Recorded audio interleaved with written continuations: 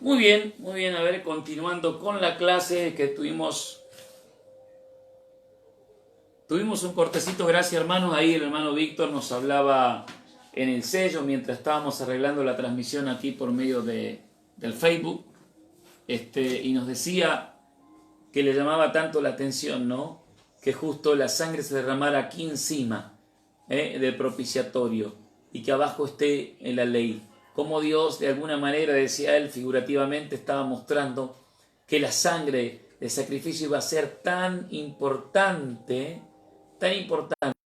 para que la justicia de la ley fuese cumplida. El sacrificio más importante terminó siendo que la ley fue al ser cumplida, no Dios tuviera relación con nosotros. Así, con la figura del arca, Dios está que mostrando, nos está que preparó la manera de hablar con nosotros, de acercarse a los pecadores, y al acercarse a los pecadores, tener comunión con nosotros sin que esto nos perjudique. Ese era el plan. Con Moisés empezó a hablar y se manifestaba aquí en medio, porque aquí se derramaba la sangre y los querubines de gloria estaban allí en adoración, porque ya se había hecho el sacrificio y eso había sido propicio para nuestra bendición y para nuestra libertad. Por eso queríamos mostrar el arca tan importante, se derramó la sangre. Gracias, hermano Víctor, por su opinión. La hermana Adriana también estaba allí compartiendo, opinando de todo lo que a ella le llama la atención. Sí, a ver. Si estamos, no, probablemente yo estoy bien aquí. Quiero que los alumnos me manden un like, si estamos saliendo bien. Estamos utilizando otras líneas, sí, ahí está la hermana Benítez.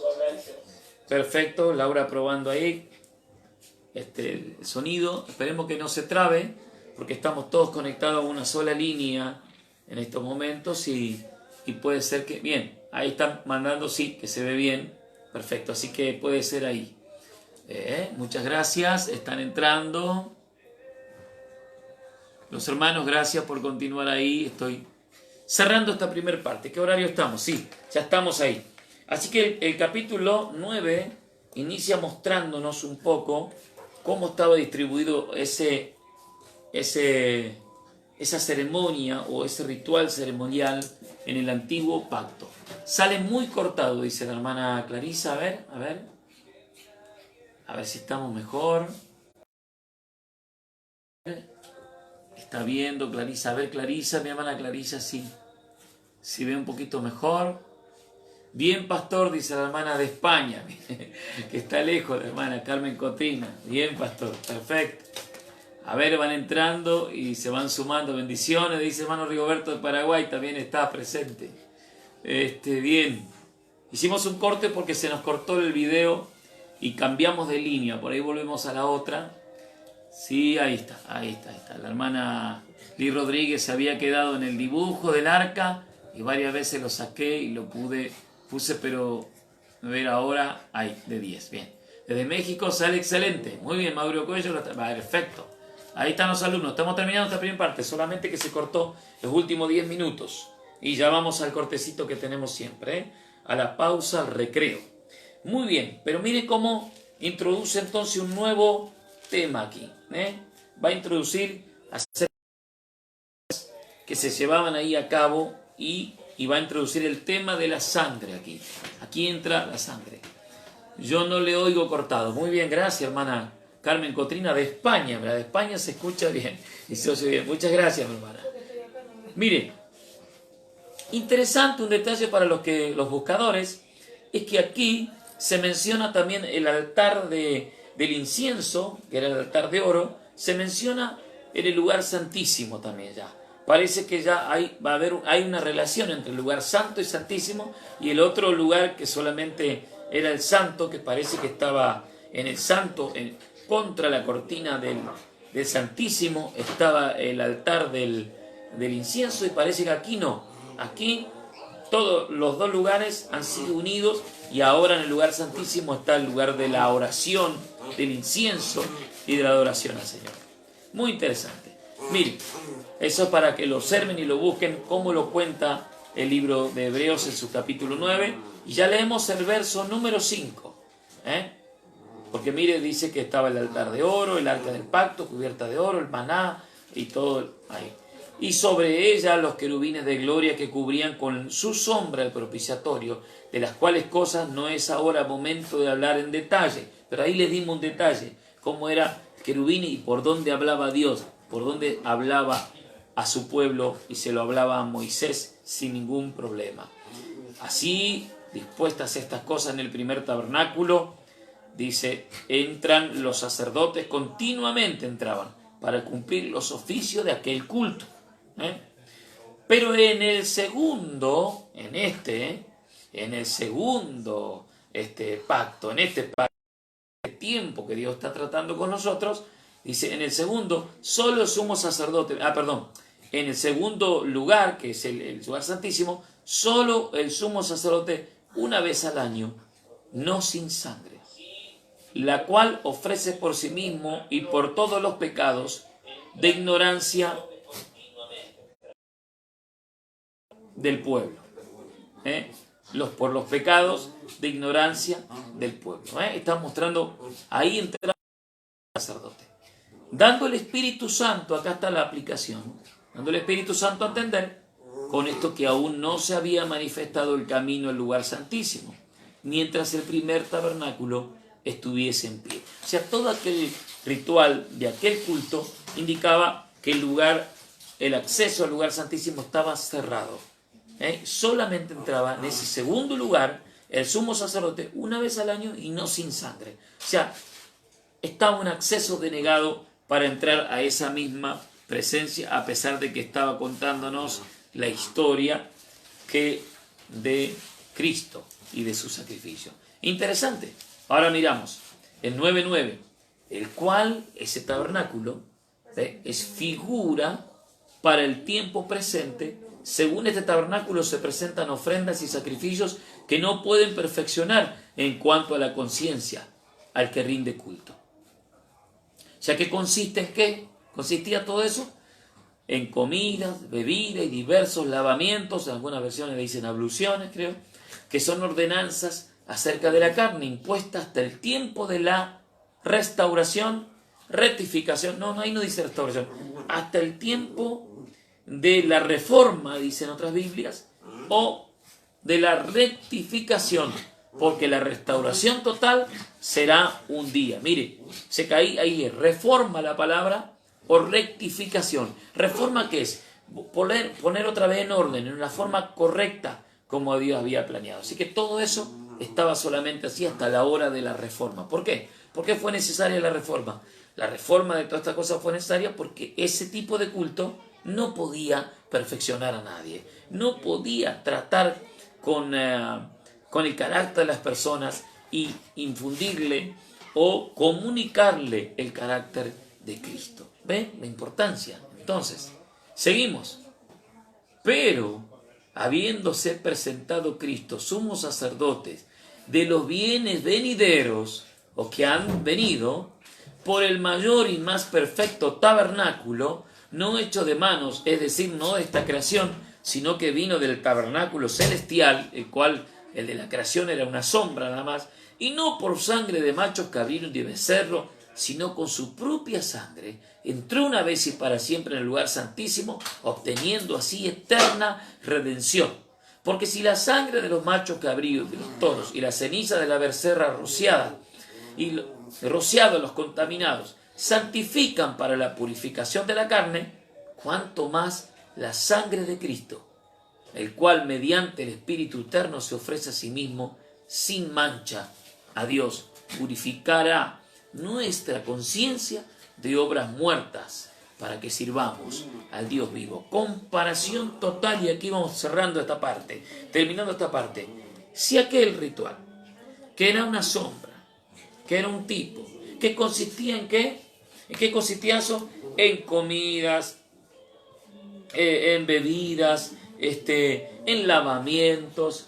Si todo ese ritual podía llegar a purificar en parte al hombre, según la carne, en los aspectos exteriores, y lograba en cierta forma cierta purificación exterior en la carne, acá está haciendo la comparación, cuánto más la sangre de Cristo. O sea, aquella sangre de aquellos pactos que dice ahí que purificaba, casi todo era purificado con sangre. Claro, tal eran los utensilios. Los utensilios eran purificados, creo que con el fuego. Se los pasaba por agua y por fuego, como logrando que se vuelvan esterilizados, ¿no? O sea, por eso dice que casi todo era purificado con sangre. ¿Se acuerda que se rociaba sangre aquí y allá sobre los cuernos del altar? Era purificado con la sangre de la expiación. Casi todo en ese sacrificio se purificaba con sangre, porque algunas cosas, los utensilios eran purificados por fuego. Por eso hace esa acepción del fuego y de la sangre. Pero ahora, el nuevo sacrificio para un único y perpetuo por la sangre de Cristo, todas las cosas, todas verdaderamente son purificadas por la sangre preciosa de Jesucristo, la sangre del pacto. Ahora sí, está siendo purificada definitivamente por una sangre preciosa y permanente. Por eso voy a decir, ¿cuánto más ahora? ¿Cuánto más ahora? Y ya estamos en la hora casi del recreo para los alumnos. Vamos del lugar al sello mientras me tomo un mate caliente. Laura, ¿sí? ¿Matecito o tecito? Ahora va, esta vez mi esposa no me preparó un matecito, está de técnica hoy. Ah, están usando la cocina. Bueno. ¿Están cocinando algo rico para toda la familia? Ah, ¿solo para ellos? Sí. Santo Señor, ay Dios mío. Bueno, no vamos a pedir fuego del cielo, pues ya, eso es el antiguo pacto. Muy bien.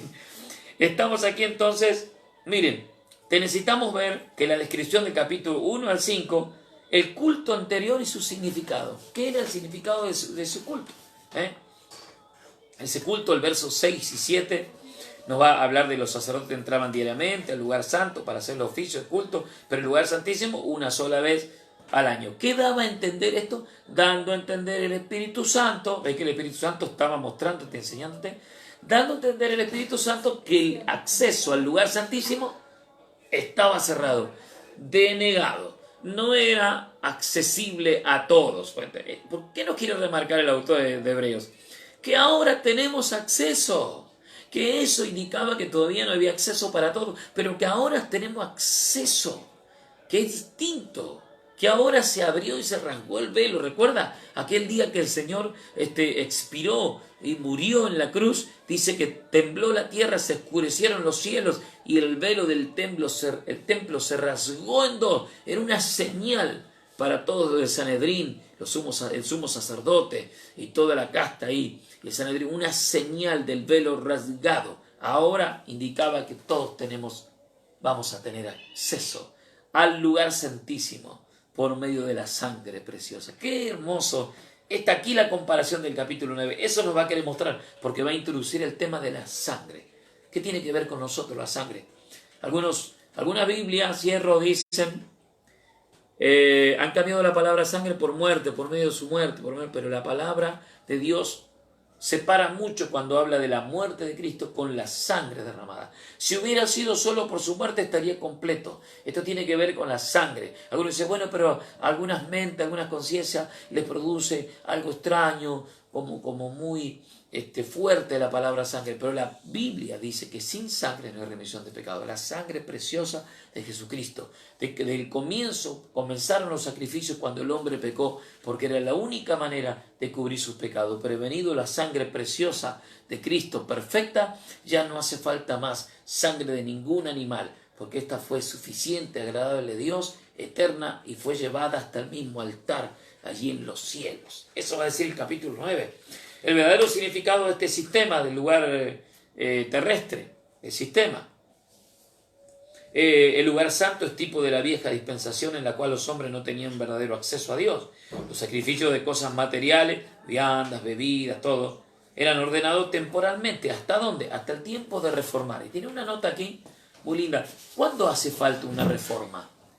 Cuando fue necesaria una reforma, y no habla restauración total, porque la restauración total está por ocurrir total aquel día cuando el Señor venga, porque Él primero auspicia este sacrificio, lleva su sangre preciosa ante el trono de Dios, se vuelve nuestro intercesor, y la segunda parte es que viene a buscarnos. viene por nosotros. ¿Cuándo es necesaria una reforma? Una reforma aparece cuando las cosas se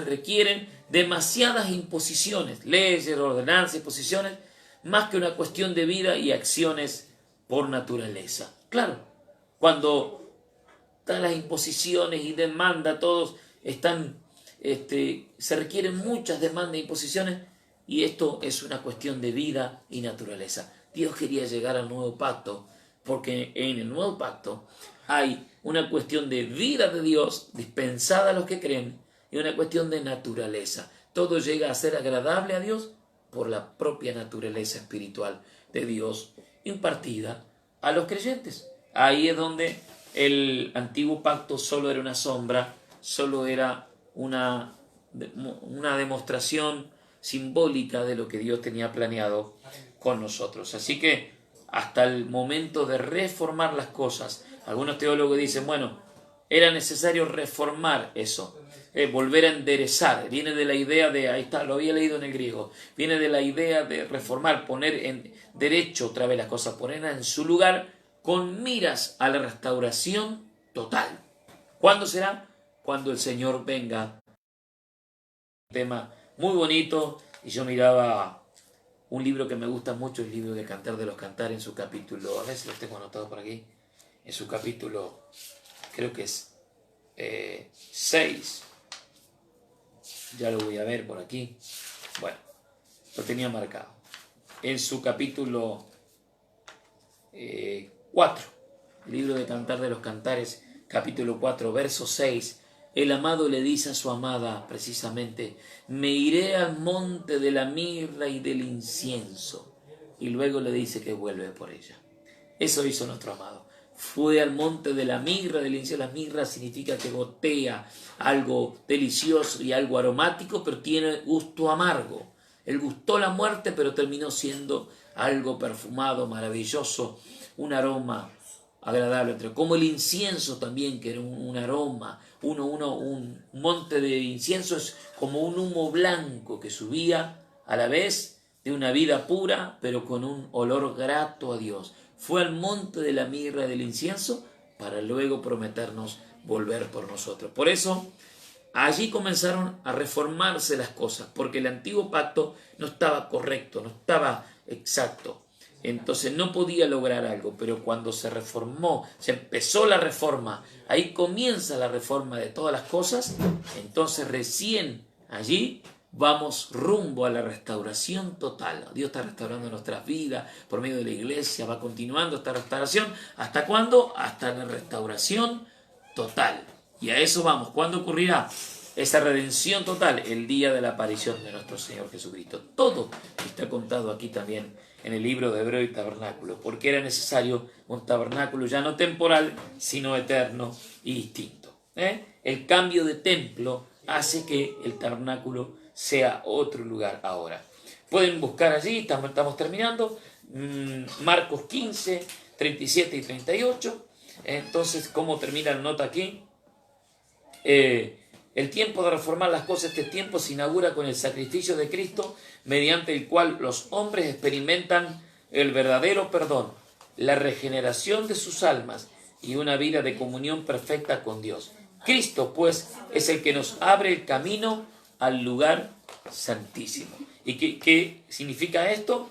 Los hombres experimentamos el verdadero perdón de Dios directamente y definitivo, y la regeneración de nuestras almas, palabra que significa nuevo génesis, un nuevo comienzo, como si Dios volviera a decir sea y es. Como comenzó aquel día que dijo sea la luz y fue, y empezó a ordenar todo, Dios ahora dijo sea la luz y comienza un nuevo génesis para los que creyeron en él. ¡Qué maravilloso! Ahí encontramos toda la figura y nos quedamos ya en la página 22, 23 para ver la importancia de esto. Mire, la diferencia entre aquel pacto y este. El primer punto, la superioridad mostrada en contraste. Fue ofrecido el más amplio y perfecto tabernáculo, no terrestre, sino celestial. Cristo ofreció su propia sangre, ahí lo vamos a ver. No tuvo que entrar al santuario todos los años, sino una vez y para siempre. Obtuvo una redención no temporal, sino eterna. Ahí están las diferencias. Y por eso puede limpiar la conciencia de obras muertas y prepararnos para servir al Dios vivo. En la próxima que venimos hablamos qué significa esto. ¿Qué significa que nos limpia de obras muertas? No solo del pecado, sino de todas las obras que eran obras muertas para Dios. No servían, eran residuales. No servían para nada si Dios no llevaba a cabo esto. Ahora, al correr todas esas obras muertas de nuestras conciencias, buenas y malas, pero eran muertas, Dios puede tener una relación verdadera y servirle al Dios vivo. Pero vivo, como Él está vivo, vivo en el Espíritu, podemos servirle en la misma semejanza y naturaleza en la que es Dios. Ahí volvemos con la segunda parte, después del tecito y esta pausa, donde vamos a ver esto porque es mejor este pacto, la mediación, su importancia y la obra de Cristo en la mediación. Ahí lo tenemos, nos quedamos en la página 22, 23 y ya volvemos con el aula virtual. Aquí le damos pausa a los hermanos del sello si quieren saludar y ya nos vamos al cortecito. A ver cómo estamos, hermanos. Bendiciones a ustedes ahí, escuchando bien, ¿cambió? Y ya con ustedes también tomamos este tiempito de pausa. Muy bien, estuvimos 20 minutos, casi 21 minutos transmitiendo. Perfecto, mi hermano Sergio. Muy bien. Perfecto por aquí.